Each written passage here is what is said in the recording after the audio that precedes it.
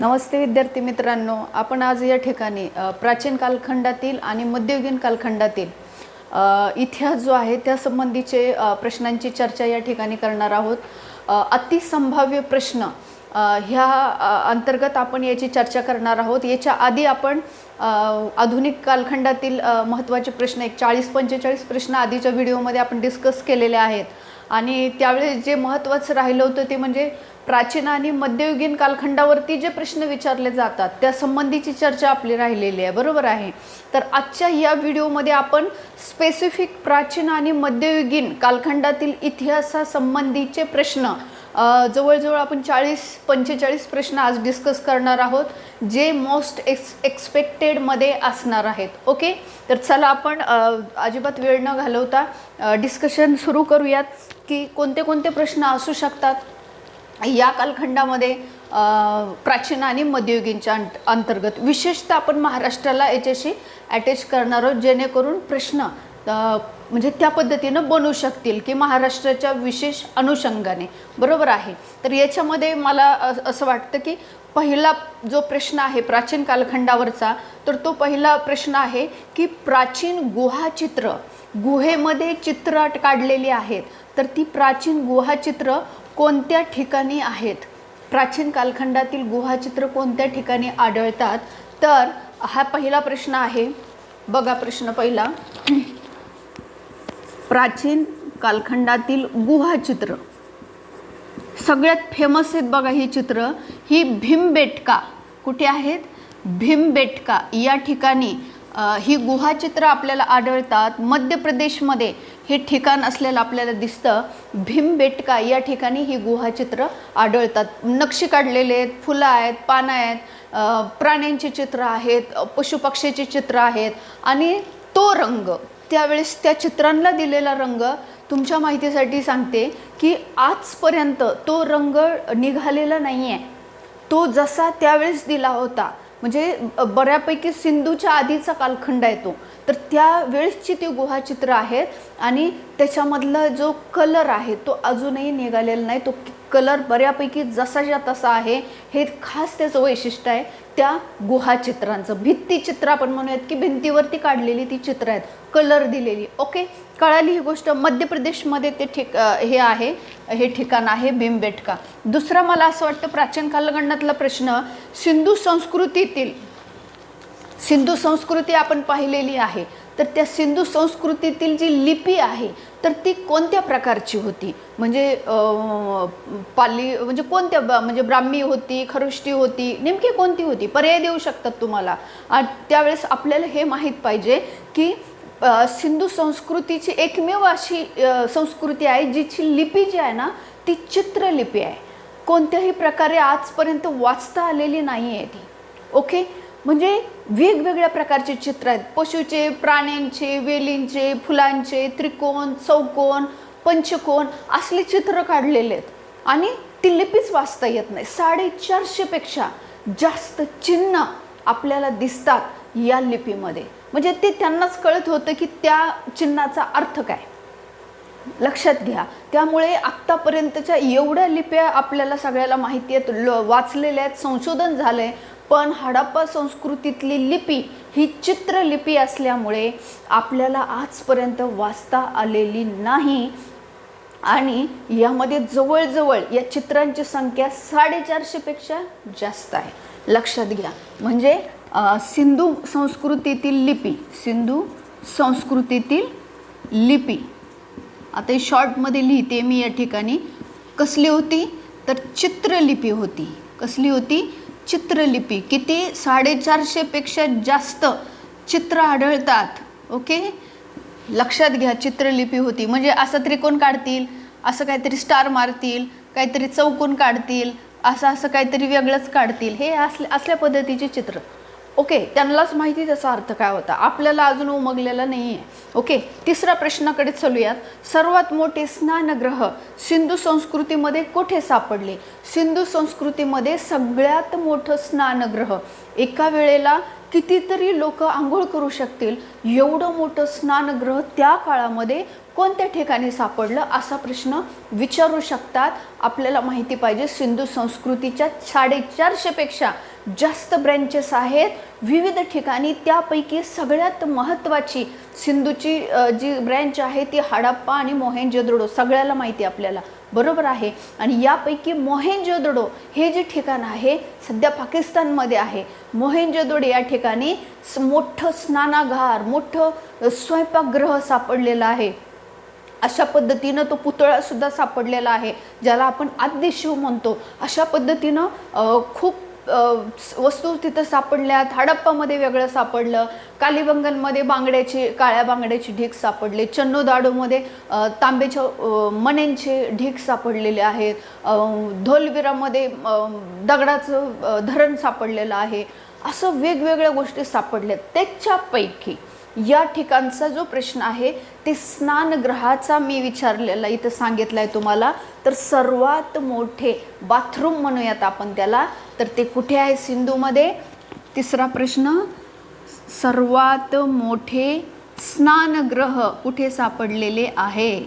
स्नानगृह, bathroom आपल्या साध्या भाषेमध्ये मोहेंजोदडो. ओके, मोहेंजोदडो. आता सध्या पाकमध्ये हा ठिकाण आहे. हडप्पा आणि मोहेंजोदडो दोन्ही पाकिस्तानमध्ये आहेत आता सध्याला.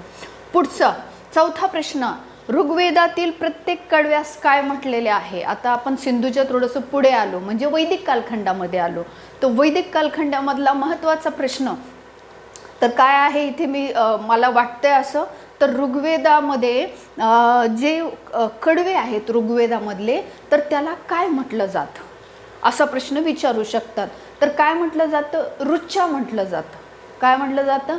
ऋचा. त्याच्यामध्ये श्लोक आहेत. गायत्री मंत्र जो आहे ना तो ऋग्वेदातला आहे, लक्षात घ्या ही गोष्ट.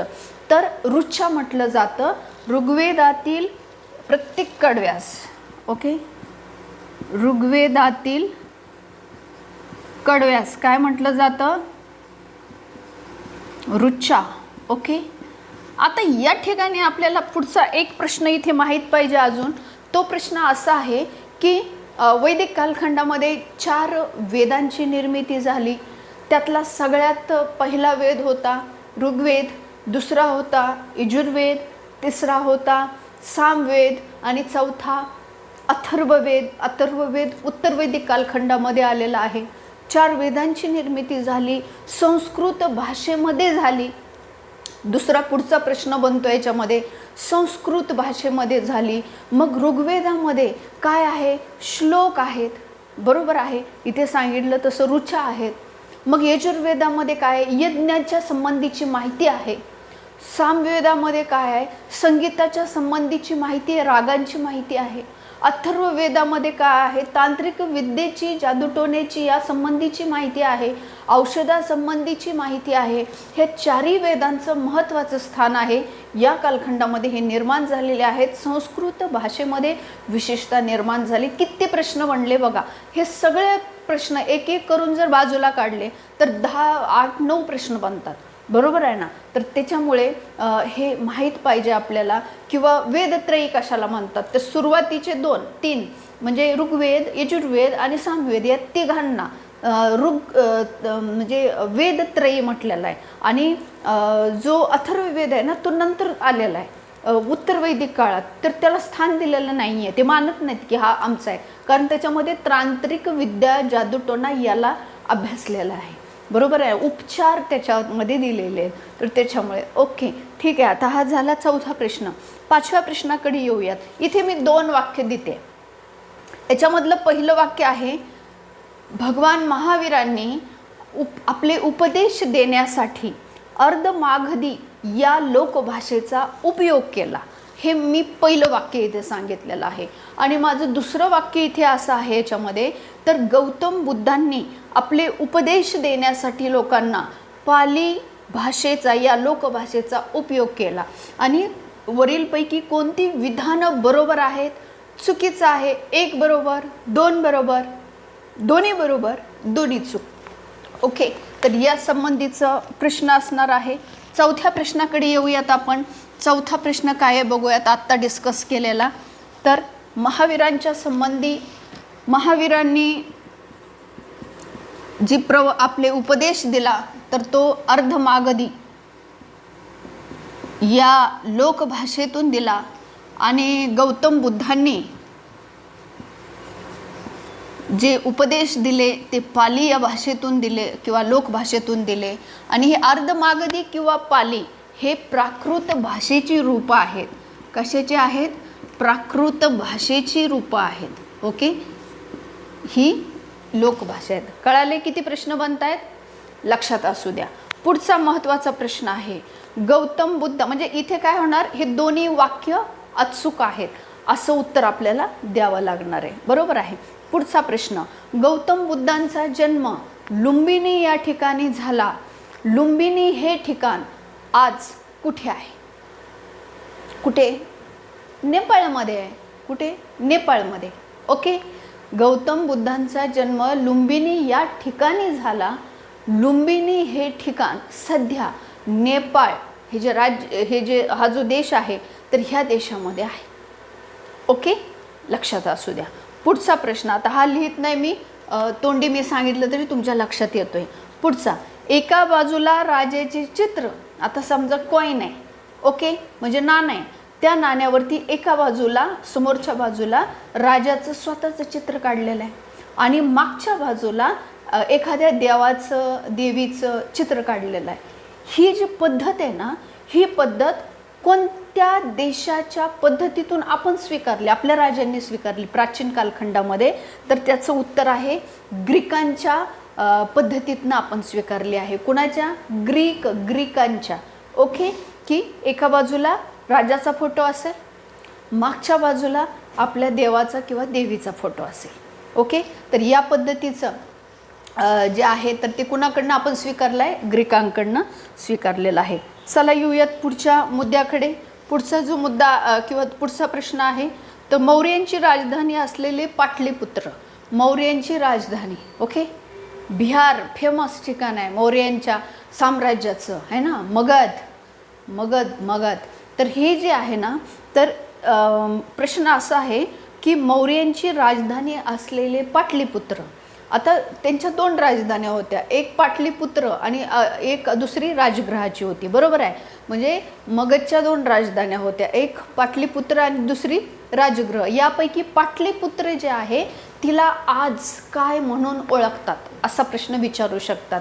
तर पाटलीपुत्रला आज पाटणा म्हणून ओळखतात, जे बिहारमध्ये आहे. बिहारमधलं पाटणा म्हणजे त्यांची राजधानी पाटलीपुत्र. लक्षात असू द्या.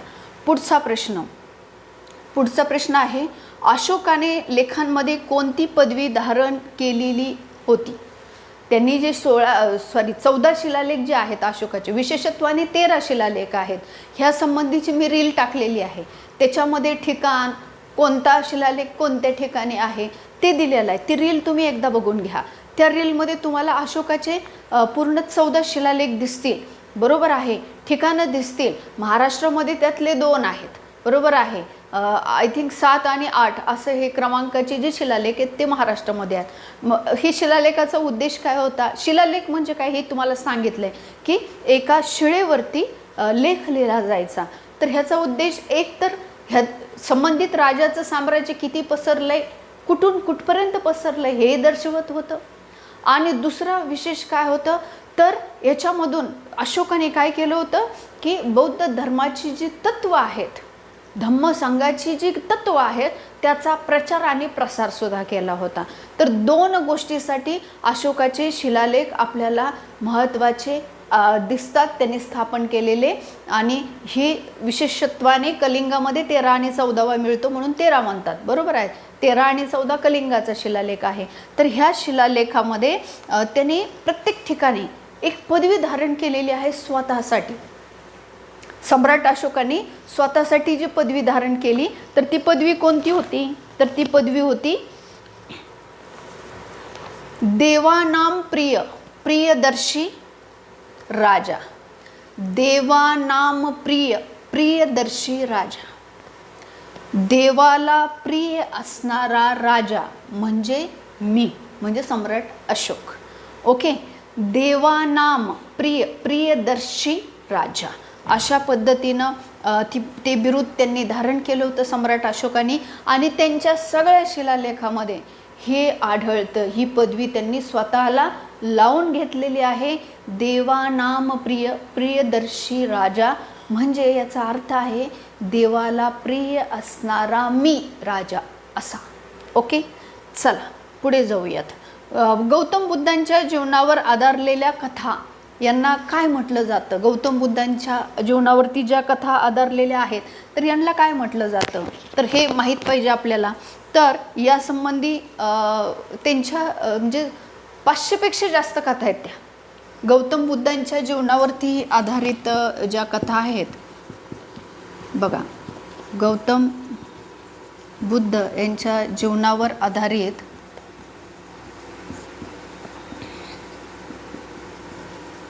कथा काय म्हणतात? याला जातक कथा. काय म्हणतात? जातक कथा. 550पेक्षा जास्त या कथा अवेलेबल आहेत, लक्षात असू द्या. तर ही एक गोष्ट महत्त्वाची आहे. पुढच्या प्रश्नाकडे येऊयात. पुढचा प्रश्न आहे, कवी कालिदासाचे मेघदूत काय आहे? कवी कालिदासाचे मेघदूत काय आहे? कवी कालिदासाची भरपूर लिखाण आहे. कवी कालिदासाला भारतातील शेक्सपियर म्हटलं जातं. काय? शेक्सपियर, बरोबर आहे ना? ती उपमा दिलेली आहे. त्यांचे खूप सारे लिखाण आहे, जसं अभिजात शाकुंतलम आहे, मेघदूत आहे, कुमार संभव आहे. असे विविध लेखन त्यांचं आढळतं. त्यापैकी मेघदूत हे काय होतं असं विचारलेलं आहे. पर्याय असू शकतो तुम्हाला. नाटक होतं, ग्रंथ होता, काव्य होतं, निबंध होता, काय होतं? मेघदूत तर माहिती आहे, पण ते काय होतं हे माहीत नसतं आपल्याला. प्रश्न तिथंच बनतो. अवघड कसा? असाच होतो. हे काय आहे? काव्य आहे. मेघदूत काय आहे? काव्य आहे.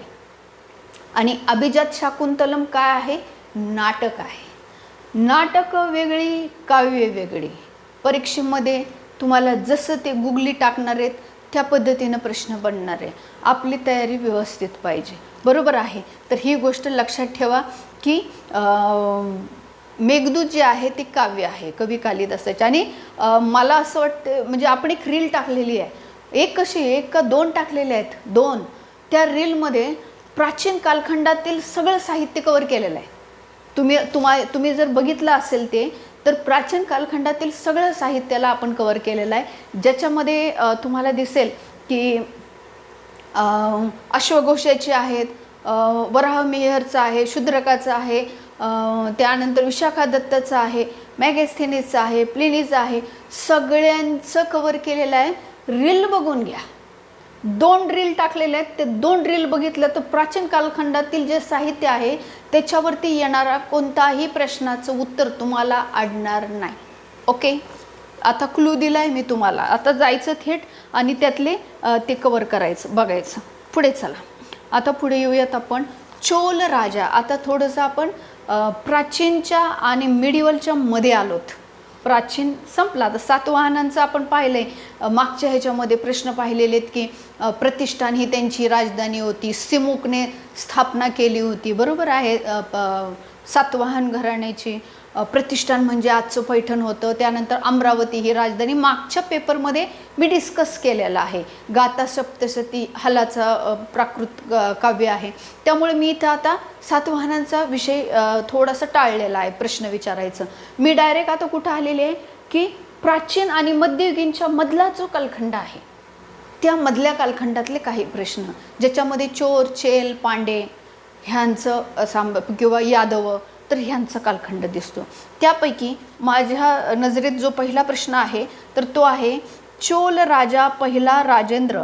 कोण? चोल राजा पहिला राजेंद्र याने गंगेपर्यंत साम्राज्य विस्तार केलेला होता.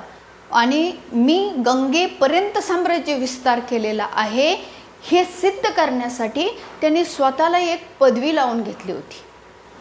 ती पदवी कोणती? जसं त्रिसमुद्रपीय असं आपण सातवाहनांमध्ये पाहिलेलं आहे. एक प्रश्न विचारलेला आहे. आपण 10 पेपरचं डिस्कशन केलं होतं हिस्ट्रीच्या, त्याच्यात तो प्रश्न होता. तर तिथे सातवाहनांचं विचारलेलं आहे. मग इथे इथे आपल्याला चोलांवर विचारू शकतात, तर तो राजेंद्र पहिला राजा होता चोलांचा, ज्याने त्याच्या साम्राज्याचा विस्तार गंगा नदीपर्यंत केला होता.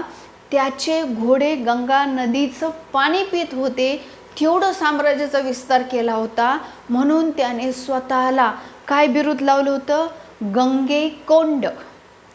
गंगेकोंड राजाचं नाव आहे राजेंद्र पहिला, आणि त्यांनी गंगेकोंड चोलपुरम हे नावाचं त्यांनी एक शहरसुद्धा वसवलं होतं. ओके, पुढे म्हणजे शब्दात सांगितले की मी गंगापर्यंत माझं साम्राज्याचा विस्तार केला, म्हणून मी स्वतःला काय लावलेलं आहे? गंगेकोंड. गंगेपर्यंत मी प्रदेश जिंकलेला आहे, असं त्याचा अर्थ आहे. पुढे, यादव राजा सेऊणचंद्र याने कोणती राजधानी बनवली? यादवांचा कालखंड आपल्यासाठी महत्त्वाचा आहे, बरोबर आहे. आणि हे जे यादव आहेत यांच्यामध्ये 2 राजधान्या दिसतात. पहिली राजधानी जर ते सेऊणचंद्र यांनी जी बनवलेली आहे, म्हणजे दृढप्रहराने यादव घराण्याची स्थापना केली, बरोबर आहे, संस्थापक. दुसरा महत्त्वाचा मुद्दा येतो, सेऊणचंद्र जो राजा आहे यादवांचा, आता यादवांकडे आपण आलेलो आहोत, तर त्यांनी कोणती राजधानी? तर सिन्नर, नाशिकचं जे सिन्नर आहे ती त्याची राजधानी होती, तिला स्थापन केली. कुणी? सेऊणचंद्रने, यादव राजा. आणि भिल्लन पाच हा त्यांचाच राजा, यादवांचा पुढचा राजा भिल्लन पाच याने देवगिरीला आपल्या राजधानीचा दर्जा दिला. 2 राजांनी 2 वेगवेगळ्या राजधान्या स्थापन केल्या. सिन्नर कुणी स्थापन केलेली आहे? तर ती सेऊणचंद्रने, त्याच्या नावामध्येच ते दिसतंय आपल्याला. आणि भिल्लम पाचने कोणती? देवगिरी. आणि याच देवगिरीला मोहम्मद बिन तुगलकाने दौलताबाद हे नाव दिलं, बरोबर आहे. आपला इतिहास आहे खूप जवळचा है ना, बरोबर आहे. दौलताबादचा किल्ला माहिती आहे आपल्याला सगळ्याला, देवगिरीचा किल्ला प्रशस्त, बरोबर आहे ना. तर अशा रीतीने हा एक प्रश्न बनतो. पुढे जाऊयात आता. यादव काळामध्ये पद्मटंक हे कोणत्या धातूचे नाणे होते? कोणतं बघा? पद्मटंक. आता पुढचा काय प्रश्न बनतोय? नाण्यांवरती पण ना धातूंवरती प्रश्न बनतो बरं का, एक प्रश्न ह्याच्यावरती येतोच. तर यादव काळामध्ये, आता कोणता काळ सांगितलाय त्यांनी? यादव काळ. याच्यामध्ये पद्मटंक हे जे नाणं होतं, तर हे नाणं कोणत्या धातूपासून बनवलं गेलेलं होतं? कोणता धातू होता? सुवर्ण. कोणता होता? सुवर्ण. सोन्याचं होतं.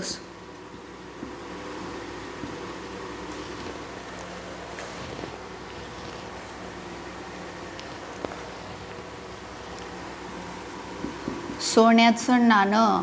ओके, पद्मटंक कुणाच्या काळात? यादवांच्या काळात.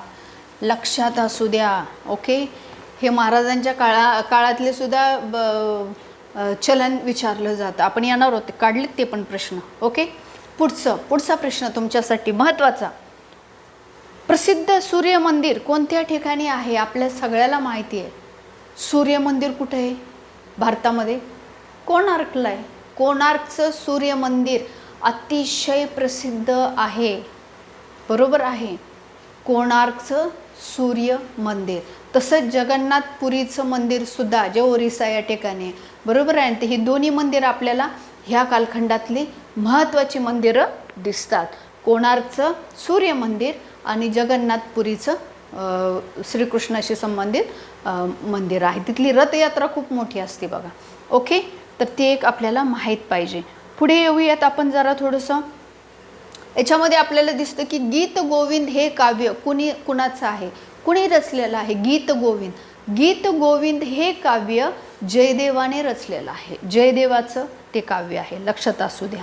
पुढचा महत्त्वाचा प्रश्न आहे. भास्कराचार्यांनी कोणता ग्रंथ लिहिला? खालीलपैकी 4 ग्रंथ देऊ शकतात ते. आपल्याला लगेच क्लिक व्हायला पाहिजे की भास्कराचार्य म्हटल्या सिद्धांत शिरोमणी. कोणता? सिद्धांत शिरोमणी. ओके, कुणाचा ग्रंथ आहे? भास्कराचार्यांचा. ओके, तर अशा रीतीने हा ग्रंथ त्यांनी लिहिलेला आहे. संस्कृत भाषेमधला हा ग्रंथ आहे. असे व्हरायटीचे प्रश्न बनू शकतात. सिद्धांत शिरोमणी.